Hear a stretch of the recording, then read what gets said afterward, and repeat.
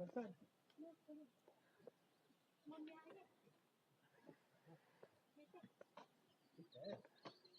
Friends, Neetu Chauhan जी आपसे शुरुआत हो चुकी है फेसबुक लाइव की। साहिल मेहता जी कैसे आप? फेसबुक लाइव में आप सभी लोगों का स्वागत है।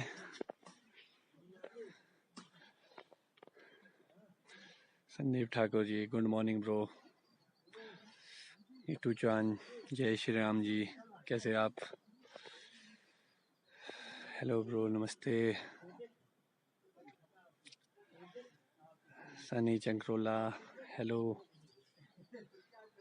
सुरेंद्र चंदेल सूरी कैसे हो सर आप? बहुत बढ़िया भैया, आप कैसे हो? Neetu Thakur good morning. Hopefully आप सभी फेसबुक फ्रेंड्स की मॉर्निंग गुड हो, क्योंकि आज का जो शशि भापटा जी गुड मॉर्निंग, आज का जो विषय है वो बहुत ही महत्वपूर्ण है, क्योंकि अब पेटल फॉल की स्टेज आ चुकी है ऑलमोस्ट लो हाइट में, और आपके पियर की जो कि बहुत महत्वपूर्ण पार्ट है हमारा, उसके बारे में क्या स्प्रे करनी है, कौन सी दवाई क्या काम करेगी, या कोई हम फर्टिगेशन दे सकते हैं इस वक्त, और कैसे आपकी सेटिंग हुई है, कैसे आप फ्रूट थिनिंग कर सकते हैं।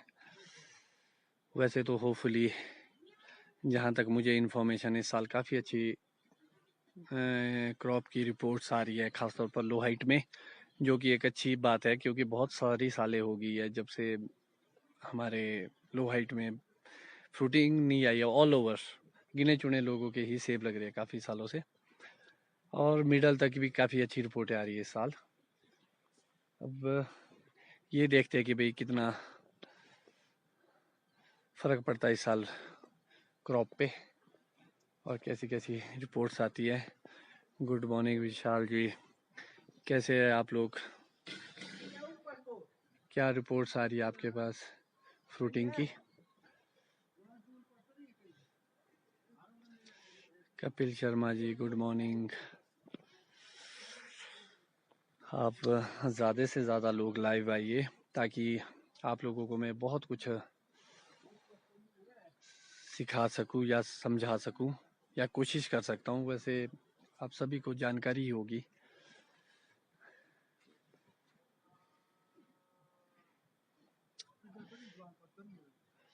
Good morning.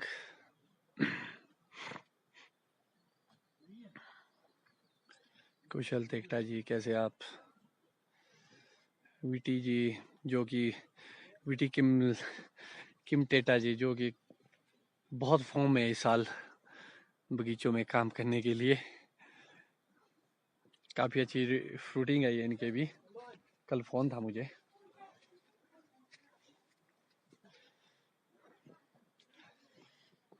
Manoj ji good morning. Sohail भाई जय श्री राम कैसे आप? आपके तो अभी पिंक बर्ड चली होगी शायद, I think. Devinder Sharma ji, Ratan Negi ji hello.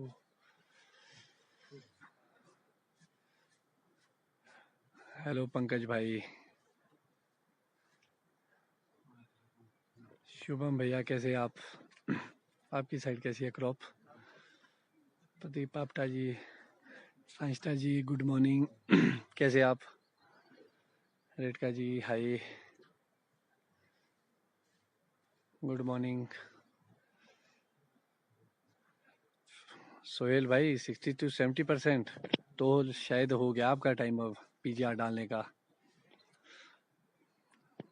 डाल दीजिए आप आज शाम तक 60 to 70 पर 250 ml का dose. Govind Jhangta ji good morning. Ratan Singh ji नमस्ते जी कैसे आप? Good morning. शुभम मेहता जी, अंटा भाई good morning. Rajveer Mehta ji good morning. Morning पाजी।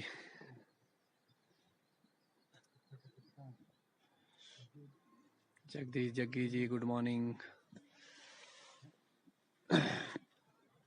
आप ज़्यादा से ज़्यादा लोग लाइव आएंगे तो ज़्यादा अच्छा रहेगा, क्योंकि आज बहुत ही महत्वपूर्ण विषय पे बात करूँगा मैं, क्योंकि ऑलमोस्ट पेटल फॉल पे ही से ही सबसे अच्छी मेहनत शुरू हो जाती है हमारी, क्योंकि सेब तो लग चुके हैं अब लो हाइट्स में, मिडल में अभी वक्त है, क्योंकि क्वायरीज बहुत आती है पिंग के हम पेटल फॉल पे क्या क्या स्प्रे कर सकते हैं। बिल्कुल सांचिता जी, बहुत अच्छी क्रॉप है, बहुत ही ज़्यादा। रतन नेगी जी, अब ओरिजिनल पीजीआर मेरे हिसाब से अब हिमाचल में ख़त्म है, अब डुप्लीकेट ही मिल रहा है जो भी मिल रहा है।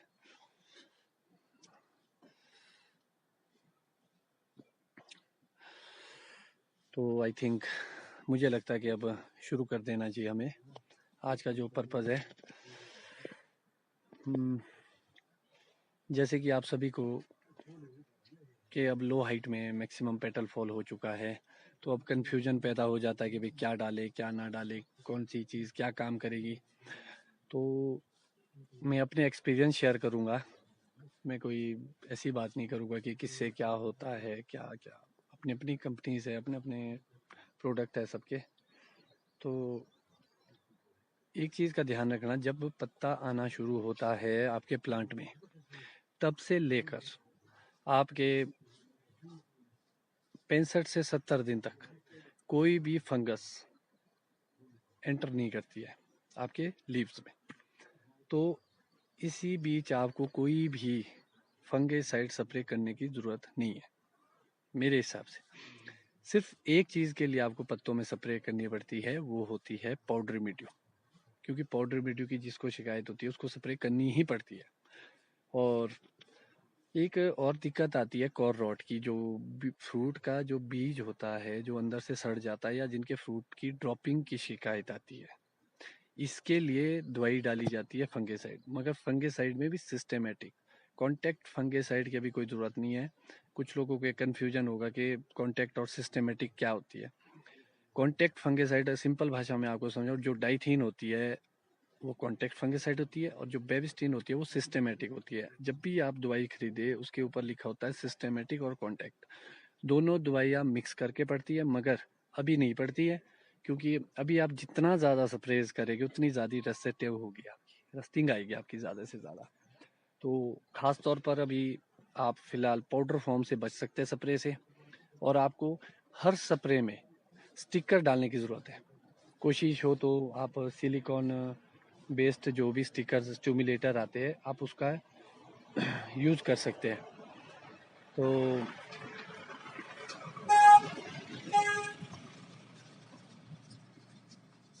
तो फिर बात आती है कि अब इस स्टेज पर आप क्या स्प्रे करें।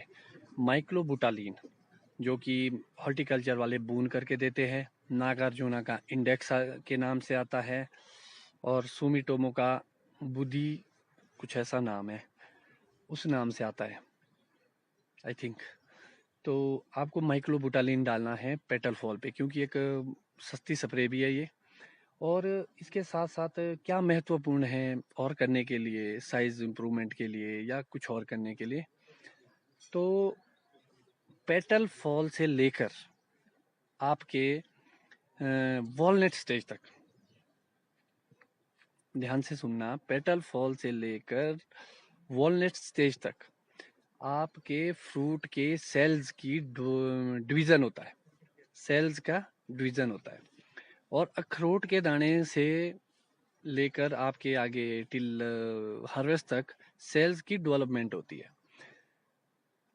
ये सेल्स क्या होते हैं, हर फ्रूट में ना, आपने अगर अभी तो नहीं दिखेगा आपको, ग्रीन ग्रीन से स्पॉट होते हैं, हर ह्यूमन बॉडी में भी सेल्स होते हैं। तो वो सेल्स का डिवीजन बहुत महत्वपूर्ण है। और वो कौन सी चीज़ करती है, मैक्सिमम जिन लोगों ने पीजीआर डाला है, पीजीआर आपके प्रोमेलिन परलान जो भी डाला है आप लोगों ने, उसमें 6 बी होता है। वैसे तो स्पेशल सेल डिवीजन के लिए फॉरेन में 6 बी मैक्सेल आता है एक फाइन एग्रोकेमिकल का, स्पेशली वो डाला जाता है, क्योंकि उससे बहुत अच्छा सेल का डिवीजन होता है। तो अब चलो वो फैसिलिटी हमारे पास नहीं है। जिन्होंने प्रोमोलिन पर्लान डाला उसमें भी 6 BA है, वो भी काफ़ी अच्छा सेल डिवीज़न करता है। इसके साथ साथ जो हमारे पास अवेलेबल है हमारे इंडिया में, वो हम क्या क्या डाल सकते हैं। नाइट्रोजन बहुत अच्छा सेल का डिवीज़न करता है। सबसे महत्वपूर्ण जो पार्ट होता है या न्यूट्रिशन में, वो होता है कैल्शियम। मैक्सिमम लोगों की धारणा है कि कैल्शियम साइज रोकता है। याद रखना, कैल्शियम साइज नहीं रोकता, बल्कि साइज बढ़ाने में मदद करता है। सेल्स की बॉन्डिंग, सेल्स को जोड़ के रखता है। साथ के साथ सेल डिवीजन में मदद करेगा आपके कैल्शियम। और जिसके खास तौर पर ड्रॉपिंग की शिकायत आती है, सनबर्न की शिकायत आती है, उसके लिए भी कैल्शियम बहुत ही ज़रूरी है। तो मगर एक महत्वपूर्ण बात इसमें समझने वाली है कि कैल्शियम वर्किंग कैसे करता है। कैल्शियम आपके बोरोन के साथ वर्क करता है। ऐसा नहीं कि सिंगल नहीं करता है, सिंगल करता है, मगर सिंगल वो बड़े स्लोली काम करता है। जब उसके साथ बोरॉन डाला जाएगा तो वो बहुत ही अच्छा काम करेगा। ट्रेड क्रॉप का एक कैलीटेक करके आता है एक प्रोडक्ट, ट्रेड क्रॉप कंपनी का, उसमें एक अच्छे कॉम्बिनेशन में दिया गया हर चीज़। और कॉम्पो का कैल्प प्रीमियम, और एक और प्रोडक्ट है उनका कैल मैक्स, कुछ ऐसा है। उसमें भी कैल्शियम, बोरॉन और मैग्नीशियम है, वो भी बहुत अच्छा प्रोडक्ट है। चलो वो कैटेगरी में मैं नहीं बांटूंगा, कौन सा आपके पास जो अवेलेबली जल्दी और इजीली मिले वो ज़रूर डालना। और जब भी कैल्शियम डालना विद बोरॉन डालना, क्योंकि अभी से कैल्शियम की स्प्रे शुरू करनी है। फिर एक बात आएगी कि किस डोज में। अगर तो आप सिंगल डाल रहे हैं कोई भी कैल्शियम, तो आपको 30 या 40 ग्राम से शुरू करना है। और हर स्प्रे में कैल्शियम कोई डालना है आपने, और कोशिश हो उसके साथ बोरॉन डाले। अगर कोई ऐसा प्रोडक्ट आपको मिलता है जिसमें दोनों चीज़ें हो, कैल्शियम प्लस बोरॉन, तो वो ज़्यादा अच्छा है। ऑलरेडी बनी बनाई प्रोडक्ट ठीक रहते हैं, क्योंकि मिक्सिंग में रेशो में हम गड़बड़ कर देते हैं। और एक चीज़ का महत्वपूर्ण बात है, जो आप स्प्रे करते हैं उसमें ड्रम में पानी का रेशो, मैक्सिमम हमारे ड्रम 220, 30, 40 लीटर तक होते हैं कई ड्रम्स। तो हमने तो पहले तो ये आइडेंटिफाई करना है कि जो आप पानी मिला रहे हैं उसका वॉल्यूम सिर्फ 200 लीटर हो। एक मार्क करके नाप निशान लगा दो। हमेशा पानी कभी ज़्यादा नहीं डालना, और जो रिकमेंडेड डोज कंपनी की होगी वही डालना है, और उसको घटाना और बढ़ाना बिल्कुल भी नहीं है। फिर एक क्वायरी कल से आई थी कि स्टिकर कितना पड़ता है। जो सिलिकॉन बेस्ड स्प्रेडर होता है वो 40 से 50 ml पर 200 लीटर पानी में डाला जाता है। उसके साथ साथ आपको मैं एक और महत्वपूर्ण जानकारी दूंगा पियर के रिगार्डिंग। जो पियर है आपके, वो ऑलमोस्ट पेटल फॉल होके पीनट साइज तक पहुंच चुकी है ऑलमोस्ट सभी के। तो लोगों की जो क्वायरी आ रही है मेरे पास कि उसमें रेस्टिंग आती है, खुरदरापन आता है, कुछ ऐसा आता है, उसके लिए हम बोरॉन डालेंगे, क्या डाले। तो मैं आपको एक महत्वपूर्ण बात बताना चाहता हूँ कि ये रेस्टिंग कीड़े की वजह से आती है। एक ना रात को, आजकल का बहुत अच्छा टाइम है, आजकल रात को एक कीड़ा आता है, वो रात को हिट करता है।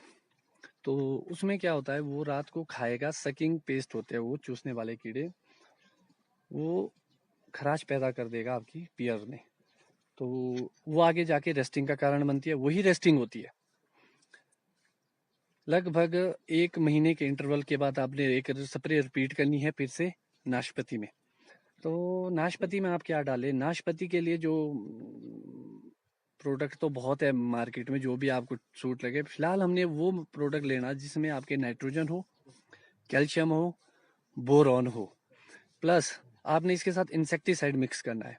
इंसेक्टिसाइड में कौन सा बहुत अच्छा है मेरे हिसाब से, एलिका, एक एलिका करके आता है, वो किस कंपनी का है मैं थोड़ा भूल गया हूँ, चलो जो भी है, एलिका नाम से आता है, वो आप डाल सकते हैं। टाटा का टकुमी आता है, वो बहुत अच्छा है। एक्सपेंसिव, ठीक महंगा है, बट रिजल्ट बहुत अच्छे है। एक स्प्रे आपने तुरंत अभी उसकी करनी है पियर में, और दूसरी 1 मंथ के बाद फिर से रिपीट करनी है, इंसेक्टिसाइड प्लस न्यूट्रिशन। अच्छा जी, उसके बाद अभी आपके सेब के ऊपर भी पेटल फॉल होगा, यहाँ सुडिया लगती है आपके जो फ्रूट बोरर होते हैं। क्योंकि रात को एक तितली आती है, हेलिकॉर्म अल्मजीरा नाम है उसका। आप देखेंगे संध्या के टाइम जब आप निकलते हैं तो झाड़ी और घासों से निकल के आती है वो। तो वो क्या करती है, बिल्कुल अगर आप फ्रूट देखेंगे ना, फूल देखेंगे ना, इसके पीछे बिल्कुल यहाँ पर अभी से अपना अंडा छोड़ जाती है वो। रात के टाइम आपने, संध्या के टाइम आपने जरूर बाहर निकलना। आजकल भी है, मैंने बहुत देखी। तो वो अंडे दे देती है यहाँ पे। बाद में क्या हो गया, जब उसका लार्वा डेवलप होता है तो वो बोरर बनता है, जो आपके फ्रूट को खाता है, जिसके लिए आप मेलाथियोन भी डालते हैं।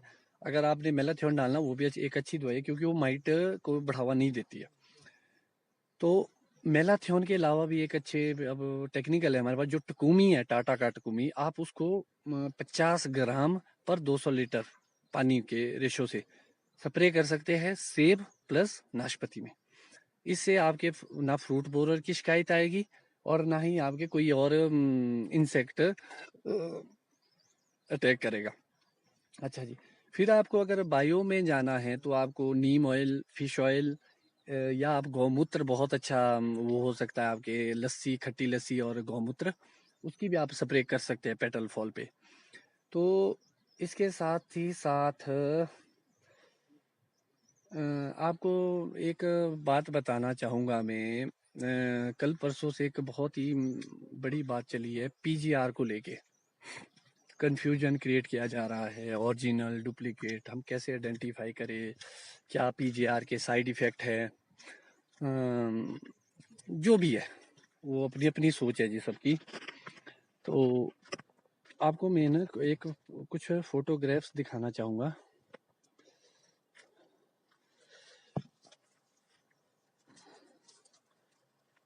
आप इन फ्रूट्स को देखिए, ये पीजीआर ट्रीटेड है। पीजीआर मतलब प्लांट ग्रोथ रेगुलेटर, इसमें परलान की स्प्रे हुई है। अगर आप देख पाएंगे, जो ये फ्रूट है, फ्रूट का जो निचला डाया है और ये ऊपर के पेटल है, ये ज़्यादा बड़ा हो चुके हैं। आपको शायद यहाँ क्लियरली दिखेगा, ये देखिए पीजीआर क्या वर्किंग करता है, कैसे वर्किंग करता है। अब मैं आपको बताता हूँ पीजीआर प्लांट ग्रोथ रेगुलेटर। ऐसा नहीं है कि पीजीआर हमारे पास एक दो ही तरह के, इथरल, प्लेनोफिक्स, कोई भी टॉनिक आप डालते हो वो सारे पीजीआर है। फिर एक बात की जा रही है कि भाई पीजीआर को बंद किया जाएगा, डुप्लीकेसी बंद की जाएगी। मैं आप लोगों की जानकारी के लिए बताना चाहूँगा, हमारे भारत देश में आज तक एक भी इंसान ऐसा बोलो या एक भी चीज़ ऐसी बोलो जो डुप्लीकेसी को बंद कर पाए। इवन हमारे खाने को लेके, ये तो चलो फ्रूटिंग है, जो हम दाल चावल भी खाते हैं।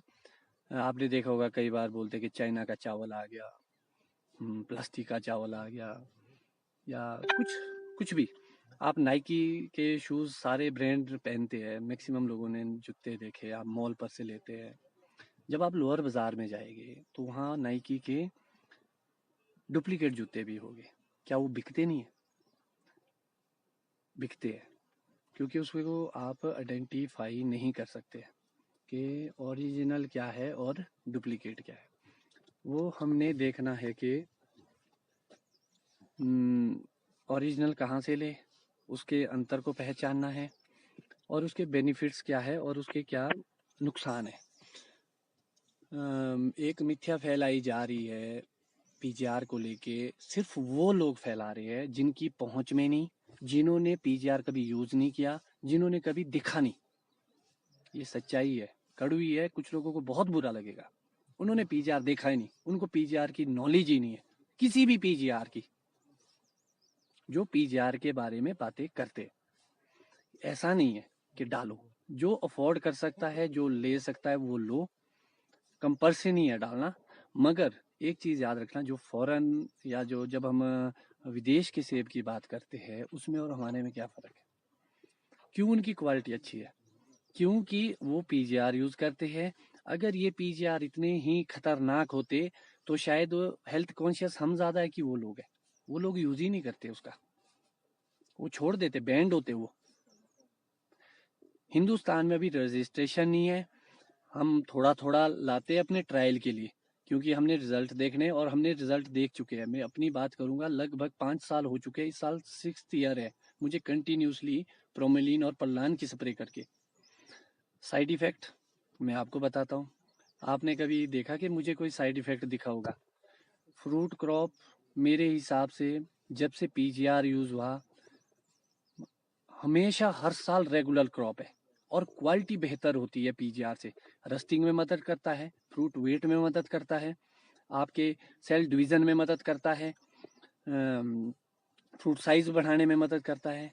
और सबसे बड़ी बात है जी, जो लोग पीजीआर को लेके बातें करते हैं कि बंद करो, ऐसा है, जो भी है, हमने उसमें डीपली नहीं जाना है।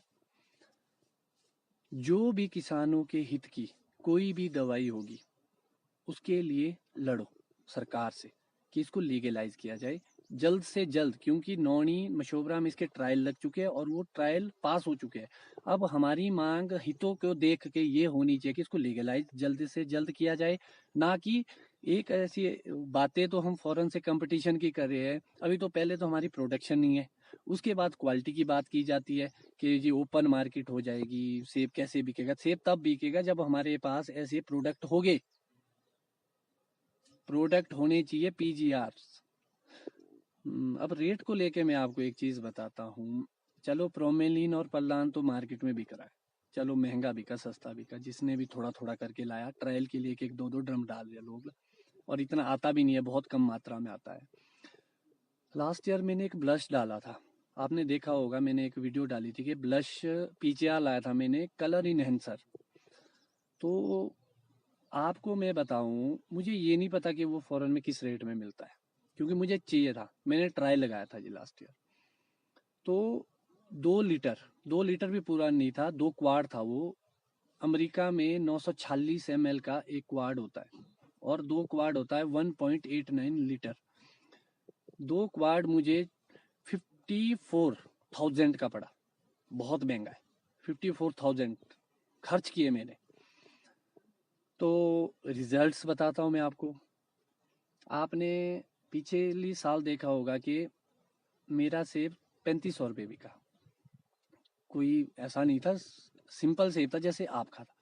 सिर्फ उसको डाल के उसमें क्या हुआ, उसको डाल के उसमें फिनिशिंग आई, कलर शाइन आ गई फ्रूट में, कलर बहुत ही अच्छा आया और ब्लैकिश नहीं हुआ सेब, और पिंक कलर में आ गया, आपने सबने देखा होगा वो फ्रूट। तो इसका मतलब कि हम उसको बंद कर दे? कहाँ तो ये कोशिश होनी चाहिए कि अगर वो चीज़ अच्छी है, मुझे महंगी पड़ी, कि हम उसको इजिली और कम रेट पे अपने सेब के से संबंधित जितने भी किसान भाई है उनको मुहैया कराए। मेरे हिसाब से जो ऐसी बातें होती है टांग खींचने और टांग अड़ाने वाली बातें। लोगों के हित तब पूरे होते हैं जब उनके फेवर की बात की जाती है। आपकी लड़ाई पीजीआर को रेगुलराइज करने के लिए होनी चाहिए, और ऐसे टेक्निकल जरूरी नहीं प्रोमोलिन और परलान, जैसे कि आपके कलर के लिए अलग आते हैं, सेल डिवीजन के लिए, साइज के लिए अलग आते हैं, वहाँ तो बहुत सारी चीज़ें आती है, उसको अपने देश में पहुंचा के ताकि हम अपनी क्वालिटीज़ को बढ़ा सके। एक चीज़ याद रखना, जिंदगी में हमेशा बुराई वो लोग करते हैं जो खुद कुछ नहीं कर सकते, जो खुद यूज नहीं कर सकते। जिन लोगों को चाहिए डिमांड एंड सप्लाई, 2 चीज़ें महत्वपूर्ण होती है जी। एक डिमांड, लोग डिमांड कर रहे हैं, उसकी सप्लाई होनी चाहिए, और पहले ट्रायल होने चाहिए। आपने देखा जो मैंने ब्लश की बात की आपसे, वो मार्केट में नहीं है, वो मेरा ट्रायल था। अब हो सकता है कि 2-3 साल के बाद वो आए, तो एटलीस्ट हमारे को ये तो पता हो, इतनी महंगी चीज़ हम डाल रहे हैं, कि उसके अच्छे और बुरे क्या गुण है। मान लो आप प्रोमेलिन और परलान है, आज जब भी लीगलाइज होगा हमारे देश में या यहाँ पे रजिस्ट्रेशन होगी, वो बैन नहीं है वैसे, वो रजिस्टर नहीं है, किसी कंपनी ने अभी रजिस्टर नहीं किया। वैसे सुमिटोमो ट्रायल लगा रही है हमारे नौनी यूनिवर्सिटी में, शायद 1-2 साल में लीगलाइज हो जाएगा, वो रजिस्ट्रेशन हो जाएगी उसकी। तो उसके रिजल्ट तो हमारे पास है, ऑलरेडी हमारे पास है। और फिर एक और बात उठ रही है कि भाई फ्रूटिंग को लेके, मार्केटिंग को लेके, मेरी नज़र में जी मार्केटिंग क्या होती है। कुछ लोग बोलेंगे कि ज़्यादा सेब लग गए। मैं आपको ज़्यादा और कम का फ़र्क हाँ, याद रखना, ज़्यादा सेब में हमेशा बेनिफिट होता है। क्यों होता है? क्योंकि हमारे देश की डिमांड, याद रखना, हमारे देश की डिमांड बहुत ऊपर है सेब की। लगभग जो मैंने सुना है कि 35 करोड़ तक के बॉक्स की डिमांड है हमारे देश में, खपत है। और हम अभी प्रोड्यूस, हिमाचल वाले तो, हम तो 1-1.5 करोड़ 2 करोड़ ज़्यादा से ज़्यादा प्रोड्यूस करें 2010 को छोड़ के। कश्मीर और किन्नौर बाकी जगह को जोड़ के मेरे हिसाब से अभी हमारी 15 करोड़ भी नहीं होनी। अभी भी हमारे पास कम से कम 20 से 25 करोड़ की कैपेसिटी है। तो अगर इस साल हर जगह फ्रूटिंग अच्छी आती है, सेब अच्छे आते हैं, तो उसमें दिक्कत क्या है भैया? मार्केटिंग आप अगर ध्यान से देखेंगे, बहुत सारे साल हो गए जब से लोगों के सेब नहीं लगे। ऑलमोस्ट 2010 के बाद नहीं लगे। गिने चुने लोगों के या पर्टिकुलर पोर्शन में लगे। आपने सुना होगा कि फलाने वैली में है मगर बाकी खाली है। इस वक्त लोगों की आर्थिक स्थिति बहुत डाउन है, बहुत कम सेब हो रहा है। लोग ये नहीं समझ पा रहे, लोगों को सेब चाहिए। हमने कहाँ लेना साइज वगैरह के बारे में सोचे कि उसके बारे में भी मैं आपसे बात करूंगा कि साइज कैसे बढ़ाना, क्या। अरे सेब लगे तो इस साल खुशी की बात है कि मिडल तक लगभग अच्छी रिपोर्ट आ गई है। करसोग, चौपाल, रोडू, जुब्बल, कोटखाई, हर एरिया से। ये बहुत खुशी की बात है, बहुत ज़्यादा खुशी। मैं तो बहुत खुश हूँ दिल से, क्योंकि जी परिवार सबने पालने हैं और सबने अपनी ज़रूरतें पूरी करनी है जिसके लिए हम जी रहे हैं। फिर एक बात आती है कि अगर प्रोडक्शन ज़्यादा होगी क्या होगा, क्वालिटी कैसे, तो अब आपको क्वालिटी पे ध्यान देना पड़ेगा। मेरे हिसाब से आप लोग ज़रूर इस साल फ्रूट थिनिंग करें, क्योंकि अगर इस साल आप क्रॉप लेगे, साइज नहीं आएगा और अगली साल भी ऑफ जाएगा। आप फ्रूट की थिनिंग कीजिए, चाहे आप केमिकल कीजिए। वैसे 50 से लेकर 100 ml प्लेनोफिक्स 200 लीटर पानी में डाइल्यूट किया जाता है और स्प्रे की जाती है, जिससे एक अच्छी थिनिंग होती है। फिर एक और भी प्रोडक्ट आता है आपके फ्रूट थिनिंग के लिए, पर्लका वाले निकालते हैं उसको, सीटोफिक्स। सीटोफिक्स की स्प्रे भी की जाती है पीनट साइज पे, जिससे एक अच्छी थिनिंग होती है। उसके अलावा जो महत्वपूर्ण है वो होती है मैनुअल थिनिंग। आप अपनी लेबर को या खुद कैंची लेके फ्रूट की थिनिंग करें। फ्रूट थिनिंग कैसे करनी है इसके लिए भी मैं आपको अभी से बता दूं, क्योंकि मैसेज की क्वायरी बहुत आएगी मेरे पास। फिर जिसको भी देखना यहीं देखे। मान लो ऐसे बर्ड है जैसी मेरी उंगलियां है और ऐसे फ्रूटिंग लगी है, जितने जितने भी लगे हैं। मान लो ये वाला बीमा है, इसमें आपने एक दाना रखना है। ये वाला जो ये वाला है, इसको पूरा रिमूव करना है। कभी भी एक एक दाना सब बीमों में नहीं रखना। इसमें एक रखना है, इसको पूरा रिमूव करना है। इसको भी आप रिमूव कर सकते हैं अगर आपके ज्यादा क्रॉप है, हैवी क्रॉप है। जिस बीमे को आप काटेंगे वो पूरा काटना है, चाहे उसमें 2 दाने टिके, चाहे 3 है, चाहे 4 है, चाहे 5 है, चाहे 6, सारे इस पर काट देने। क्योंकि अगर आपने एक भी फ्रूट रखा जिस बीमे में, वो अगली साल फूल नहीं देगा। अगर फूल देगा तो बहुत वीक देगा। इसलिए जो भी बीमा कट करना है, प्लकिंग करनी है, वो मैं आपको थोड़ा ट्रायल बेस पे दिखा देता हूँ। अगर आप इस बीमे को देखेंगे, इसमें कितने 1 2 3 1 2 3 4 5 6 फ्रूट है। तो आप इसको जरूरी नहीं कैंची से, आप अपने हाथों का यूज भी कर सकते हैं और इसको तोड़ दो। और इसमें याद रख देखना, जो सेंटर में सेब होता है, सेंटर वाला, आप इसकी साइडें देखेंगे, ये बाकी अरे पर है, इसको किंग ब्लूम है। ये सबसे हेल्दी फ्रूट होता है बीमे का। जब भी आप फ्रूट थिनिंग करते हुए कोई दाना रखेगा, वो किंग ब्लूम कोशिश करना। ये पॉसिबल हर जगह नहीं है, मगर कोशिश करना कि सेंटर का जो फूल है, सेंटर का जो दाना है, उसी को रखे और अरे परे वाले तोड़ दे। और इसी के साथ अगर आप देख पाएंगे, यहाँ इसी के साथ एक ऊपर वाला स्पर है। जब ये तोड़ेंगे हम, और नीचे से मत तोड़ना, ये जो डंडी है ये ऐसे करके बिल्कुल नहीं तोड़ना कि आप इसको नीचे से यूं करके तोड़ देंगे। इससे क्या होगा, नीचे यहाँ पे घाव पैदा होगा और यहाँ यहाँ पर देखो घाव पैदा हो गया और यहाँ पर बीमारी लगती है। वुल या फिट घुस जाएगा। जब भी आपने काटने और तोड़ने हैं तो सिर्फ इसकी ऊपर वाली जो ये फ्रूट है बस इसके नीचे से ऐसे करके तोड़ देने, और जो तोड़ना है वो सारा तोड़ना है, या कट करना है कैंची से या मैनुअली आप हाथ से भी कर सकते हैं काम। वैसे ये हाथ का काम ज्यादा अच्छा है। आप इसको ऐसे करके ये वाला तोड़ के ये वाला तोड़ के आप ये सेंटर का रख सकते हैं यहाँ पे एक फ्रूट। मगर जिस बीमे को खाली करना है उसको आपने पूरा खाली करना है, उसमें कोई भी दाना नहीं रखना। एक चीज है जो फॉरेन में की जाती है, जो मैंने सुनी है अच्छे अच्छे लोगों से। लक्ष्मण दुल्टा जी बहुत ही बड़ा नाम है हमारे जुब्बल का, रोडू का एरिया का।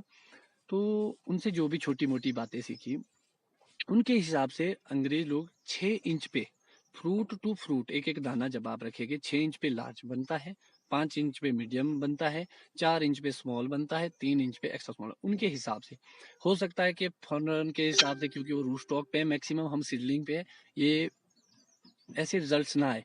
मगर एटलीस्ट हमने 4 से 6 इंच का गैप तो रखना है एक फ्रूट में, फ्रूट टू फ्रूट।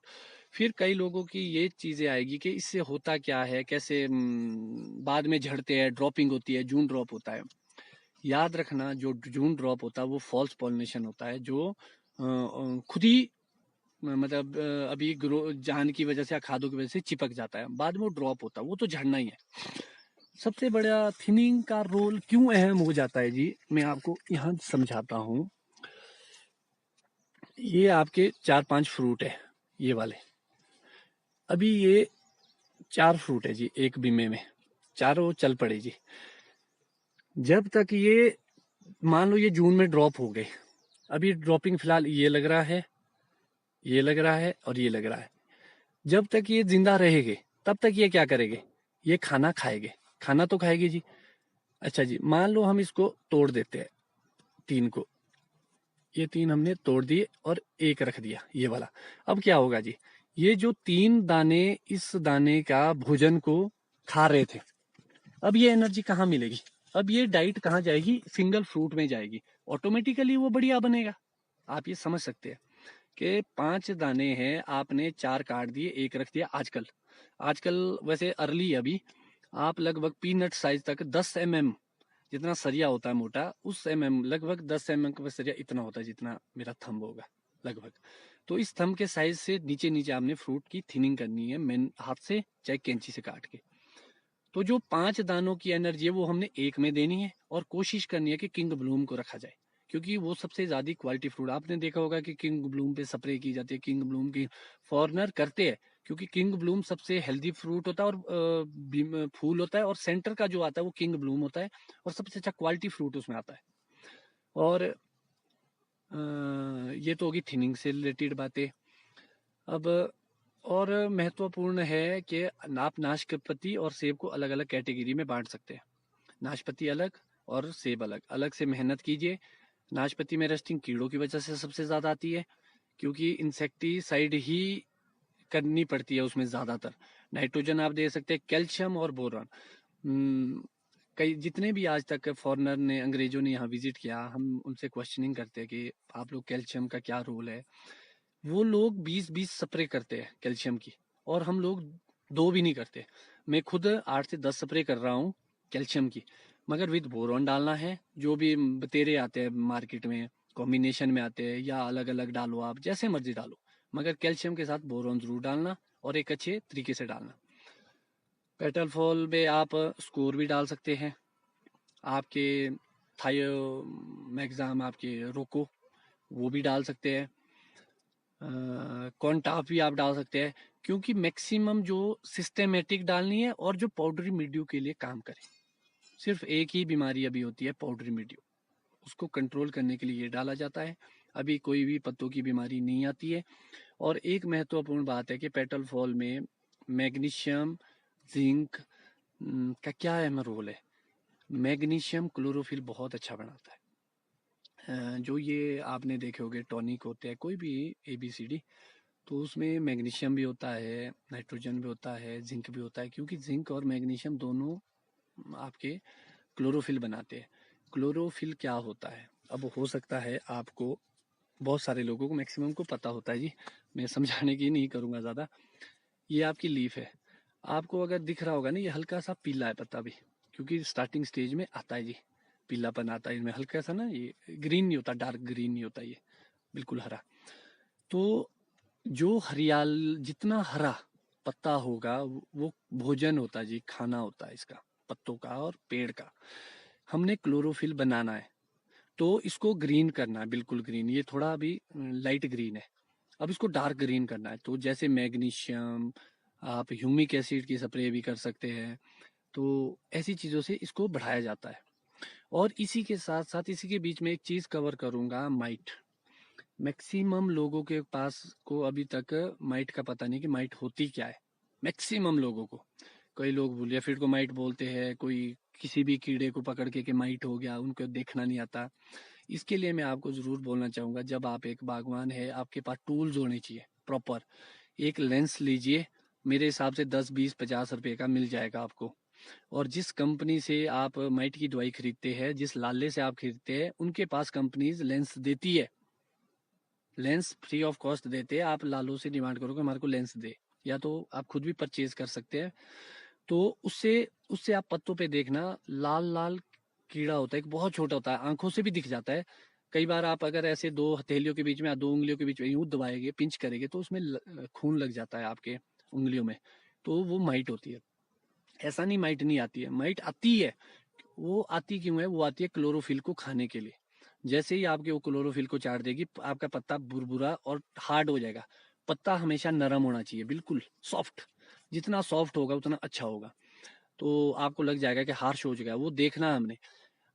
दो तरह की दवाइयाँ होती है, एक जो की जाती है, एक प्रिवेंटली और एक प्रिकॉशनली, मेरे हिसाब से। चलो बाकी डिस्कशन आगे और फिर से लाइव होके की जाएगी आप लोगों के साथ, हर चीज के बारे में कोशिश की जाएगी कि आपको समझाया और बताया जाए। तो फिलहाल मैं माइट की बात करूंगा। माइट एक ऐसा कीड़ा है या एक ऐसी बीमारी है जिसका इलाज हमने पहले करना है। समझ रहे हैं आप मेरी बात? हमने प्रिवेंटली नहीं करना, प्रिकॉशनली करना है, क्योंकि वो आएगा ही। क्योंकि जब अंडे तो हो गए इसमें, अंडे तो हो गए और वो फटेगे भी।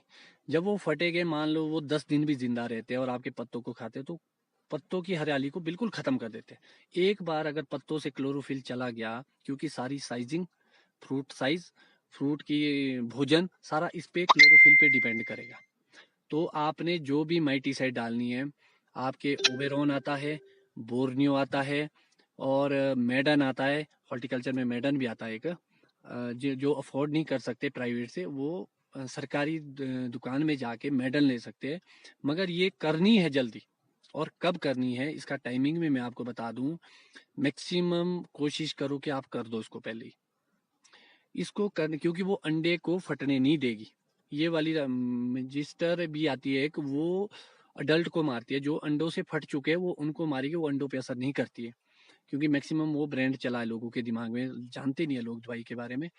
तो मेरे हिसाब से जब पीनट साइज होगा ना जी, लगभग कितना, कंचे के से छोटा छोटा, वहीं पे आपने माइटीसाइड डालनी है, माइट की दवाई। ओबेरॉन, बोर्नियो बहुत अच्छी है, मेडन बहुत अच्छी है। ये तीनों अलग अलग, एक नहीं है, ये इकट्ठा मिक्स मत करना, क्योंकि कंफ्यूजन हो जाता है कई लोगों को पैदा। कोई भी एक दवाई इनमें से सिलेक्ट करके आप स्प्रे कर सकते हैं, जिससे क्या होगा, वो अंडे फटेंगे ही नहीं। और उसके साथ साथ क्लोरोफिल कैसे बनाएंगे, अगर थोड़े बहुत बच गए, क्योंकि प्रॉपर तो हो नहीं सकती स्प्रे, कहीं ना कहीं छूट जाएंगे, तो समर ऑयल का 2 लीटर का डोज माइटी साइड के लगभग आपने हफ्ते या 10 दिन के बाद फिर से करना है। सिर्फ एक चीज का ध्यान रखना, टेम्परेचर 30 से ऊपर नहीं होना चाहिए समर ऑयल के लिए। समर ऑयल मैक भी अच्छा है, अरबोफाइन बहुत अच्छा समर ऑयल है जी मेरी नज़र में, क्योंकि मैं खुद यूज़ करता हूँ अरबोफाइन, बहुत अच्छा है वो। आप उसको भी यूज़ कर सकते हैं। उसकी दो, एक माइटी साइड आपने अर्ली कर दी, एक समर ऑयल डालना, तो माइट आपके बगीचे में मैक्सिमम नहीं आएगी। आपने पत्तों की देखभाल करनी है, इसके भोजन का ध्यान रखना है। भोजन है इसका क्लोरोफिल, और ये बिल्कुल नरम होना चाहिए। ये छोटी छोटी टेक्निकल चीज़ें जो आपको सीखनी है, जो मैं आपको समझाना चाह रहा हूँ। और आगे भी बहुत सारी बातें होगी इसके रिगार्डिंग। सिर्फ डुप्लीकेट प्रोडक्टों से बचो, अच्छी दवाई का यूज़ करो, मिलावट से बचो, और लोगों के बहकावे में ना आए। क्योंकि जितने भी प्रोग्रेसिव फार्मर है, वो सब लोग पीजीआर भी यूज़ कर रहे हैं, और इसके साथ साथ क्वालिटी इंप्रूवमेंट के लिए सर्च भी कर रहे हैं। हम कोई साइंटिस्ट नहीं है, हम भी सर्च कर रहे हैं, और 5 साल 6 साल के बाद हम आपको बताने जा रहे हैं कि भी पीजीआर का उपयोग बहुत ज़रूरी है और बहुत फ़ायदेमंद है। इस size, fruit weight, fruit shape, सब चीज़ें बनेगी। तो आज के लिए फ़िलहाल इतना ही। आगे लाइव होके कुछ और प्रॉब्लम्स होगी, पहले मैसेज के थ्रू आप कर सकते हैं, उसको लिया जाएगा। इंसेक्टिसाइड, किस इंसेक्टिसाइड की कीड़े के लिए कौन सी दवाई मारे, ये चीज़ें महत्वपूर्ण है कि आपने चेक करना है कि सकिंग पेस्ट है कि हड्डी वाले कीड़े हैं। वो मैं आपको आगे दिखाऊंगा। कीड़ों को दिखा के कोशिश करूंगा, कीड़ों को पकड़ के आपको आइडेंटिफाई कराए कि ये वाले कीड़ा है, इसका क्या इलाज है और किससे मरेंगे, क्योंकि हम अगर गलत दवाई डालेंगे तो कॉम्बिनेशन में काम नहीं करेगा। तो आज के लिए फ़िलहाल मेरे हिसाब से इतना ही, मगर जाते जाते मैं आपको एक चीज़ बताऊंगा कि क्रॉप बहुत अच्छी लगी है, सबकी लगी है, मेरी भी लगी है, मगर फ्रूट थिनिंग पे ध्यान दे, क्योंकि अगली साल की क्रॉप डिपेंड करेगी। और आप आजकल जिसकी हैवी क्रॉप है, जो एक खाद का डोज आप अभी डाल सकते हैं मैक्सिमम, अगर आपने डालना है तो आप 12 11 18 आती है NPK विद माइक्रोन्यूट्रिएंट्स, उसको आप सॉइल में डाल सकते हैं।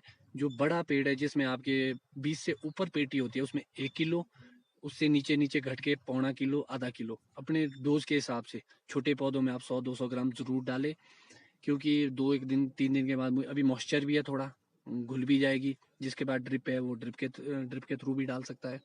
खाद जरूर डाले एक बार नीचे। और अखरोट के बाद नाइट्रोजन बगीचों में बिल्कुल ना दे, अखरोट के साइज के बाद, क्योंकि वो फिर कलर की प्रॉब्लम लाएगा। तो आज के लिए मेरे हिसाब से इतना ही। होपफुली आप ने बहुत कुछ सीखा। नीतू चौहान जी, आपके पीजीआर की ये क्या 2 स्प्रे? भैया पीजीआर की 2 स्प्रे होती है, एक 60 से 70% फूल पे डाल सकते हैं आप, और एक 100% में। भैया कोई, मैं ऐसा नहीं बोलूँगा बोरॉन कौन सा डालना है, कोशिश ये करना जितना हो सके लिक्विड फॉर्म में जाए। हर चीज़ आज अवेलेबल है, अच्छी कंपनी की लिए महंगी हो सकती है मगर अच्छी होगी, अच्छा कॉम्बिनेशन होगी, अच्छी सर्च होगी उसके पीछे। बहुत अच्छी अच्छी कंपनीज है, वो आपने आइडेंटिफाई करनी है। बाकी अगर आपको और कोई जानकारी चाहिए, खास तौर पर रूड़ और जुब्बल के एरिया के लिए, मैं मैक्सिमम मेहंदली बैठता हूँ। एक आउटलेट खोला है, स्वीट एप्पल एग्रो फ्रेश करके। मैं वैसे होता तो अपने बगीचे में, मैक्सिमम मैं ज़्यादातर वहाँ मिलूंगा। अगर जिसको और ज़्यादा कन्फ्यूजन होगा, आप वहाँ आके मेरे से डिस्कस कर सकते हैं। आप मेहंदली में आके, हो सकता है आपको कोई समझ नहीं आ रहा, कोई कीड़ा समझ नहीं आ रहा, कोई पत्तों की बीमारी समझ नहीं आ रही, तो आप उस बीमारी को लेके, लीव्स को लेके आप मेरे पास कोशिश करो। मैं डॉक्टर तो नहीं हूँ, मगर अपने मैं थोड़ी बहुत जितनी भी नॉलेज है मुझ में, उससे कोशिश करूँगा कि आपकी उस बीमारी की का समाधान किया जाएगा। दवाई आप जहाँ मर्जी से ले, जो मर्जी डाले, मगर मैं आपको रिकमेंड जरूर करूँगा कि आप ये डाल सकते हैं। और एक महत्वपूर्ण बात मैं आपको बताना चाहूँगा, आजकल जो भूल गया था मैं उसके बारे में। एक पत्ते मुड़न की शिकायत आ रही है, ब्राउन स्पॉट पड़ते हैं, कोई यूं मुड़ जाते हैं। वो होता क्या है, आजकल लोगों ने धड़ाके से दवाइयों पे डो दिया। आपको मैं बताऊं, वो लाइलाज बीमारी, उसका कोई इलाज नहीं है। एक्चुअल में वो वायरस है। 2 तरह के फिलहाल जो मेरे को नॉलेज है वायरस है, एक लीफ कर्ल है, एक मोजैक वायरस होता है। तो होता क्या है जी, वो कैसे फैलता है? वो टूल से फैलता है, कैंचों से। आजकल जो भी पत्तों में जो वो मुड़न आया है, उन पत्तों को मार्क करो, उसमें निशान लगा दो कि कौन कौन से पत्ते, पेड़ों में वो पत्ते थे। उसकी कलमें कभी ना करे अरे परे, क्योंकि वो फैलता कैंची से है। वैसे क्या होता है, फौरन में तो पौधा काट दिया जाता है और उसको जड़ समेत पट के उसको डिस्ट्रॉय किया जाता है, क्योंकि उसका कोई इलाज नहीं है। तो उसके नाम पे आपको स्कोर बेचा जाएगा, कॉन्टाफ बेचा जाएगा, मगर वो बेच, उसका वो इलाज नहीं है। मैं आपको बता दूं, उसका कोई इलाज नहीं है, उसका कोई इलाज नहीं है।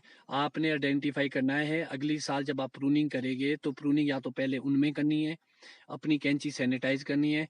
कोशिश आज तक, आजकल तो अभी तो फिलहाल ऐसे मार्केट में मिलता नहीं आपको सैनिटाइजर, कोशिश करूंगा मैं भी प्रोवाइड करूँ आपको।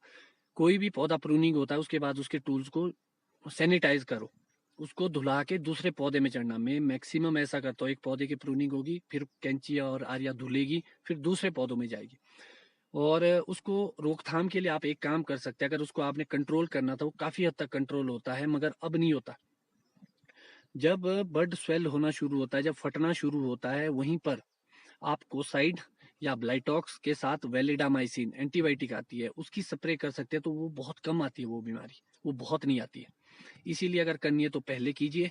आजकल उसका कोई इलाज नहीं, उसको छोड़ दीजिए, मगर उसको मार्क जरूर कीजिए ताकि वो बीमारी पूरे बगीचों में ना फैले। वो बहुत खतरनाक बीमारी है। तो कुछ ज़्यादा हो गया मेरे हिसाब से आज के लिए।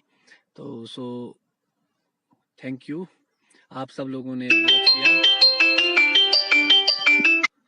तो आज के लिए फ़िलहाल इतना ही। अगली बार नई वीडियोस के साथ नई कुछ लेके आपके बीच आएंगे। आप मेरी अगर मुझसे कोई सामने पर्सनली कोशिश करूँगा, मुझे बहुत सारे फ़ोन कॉल्स आ रही कि विज़िट कीजिए। हो सकता है मैं अभी दूर तो नहीं जाऊँगा, रोडू के एरियाज़ में मेहंदली होता हूँ, एक एक दो दो घंटा निकाल के गांव वाइज पर्सनली मैं कोशिश करूंगा लोग मुझे अप्रोच ना करें, क्योंकि जी उतना ही वक्त होता है। मैं ये चाहता हूँ जो ये जानकारी एक आदमी को देनी है एक गांव में, क्यों ना वो सब गांव को वालों को दी जाए। कोई रूठे ना मेरे से, कोई दोस्ती ना निकाले मेरे से, क्योंकि मेरी दोस्ती बहुत है जी। अगर मैं दोस्ती निभाने लग गया तो बहुत कुछ हो जाना। तो कोशिश आप ये कीजिए कि गांव वाइज अगर जिसने भी लेना, क्योंकि 10-15 फ़ोन कॉल्स तो मुझे आ चुके हैं कि आप दिखाइए लोगों को। मैं आऊँगा, मैं ज़रूर आऊँगा और गांव वाइज आऊँगा, और हर गांव वालों को दिखाया जाएगा जितना टाइम हो सकेगा। आगे पूरी साल भर ये सेशन चलने हैं, प्रूनिंग सेशन चलने हैं, न्यूट्रिशन चलने हैं, वो उसके बारे में भी जानकारी देंगे। गांव गांव जाके दी जाएगी आप सब लोगों को। आप टेंशन ना लीजिए और कोई अप्रोच की ज़रूरत नहीं है। डायरेक्ट आप मेहंदली आ सकते हैं, वहाँ मुझसे वक्त टाइम वैसे वक्त मांगने वाला तो देने वाला तो मैं कौन होता हूँ, मगर कोशिश करूंगा जिस दिन मैं फ्री होऊंगा आपके गांव आके आप सब लोगों को जानकारी दूंगा। फ़ोन कॉल्स आप कर सकते हैं अगर कहीं फंस जाए, मगर अगर ज़्यादा फंस जाए, कोई डोज को लेके कोई किसी और चीज़ को लेके क्वेरी हो, तो आप फ़ोन कीजिए, मगर फ़ोन कम कीजिए, मिलिए ज़्यादा। क्योंकि ये जो बातें मुंह के सामने हो सके वो फ़ोन पे नहीं हो सकती, और प्रैक्टिकली आपको बताया जाएगा। तो thank thank you all of you for watching मी। कोशिश करेंगे अगली बार नई बीमारी के साथ नई कुछ लेके आप लोगों को नया कुछ सिखाएंगे। Thank you so much. Bye bye, take care.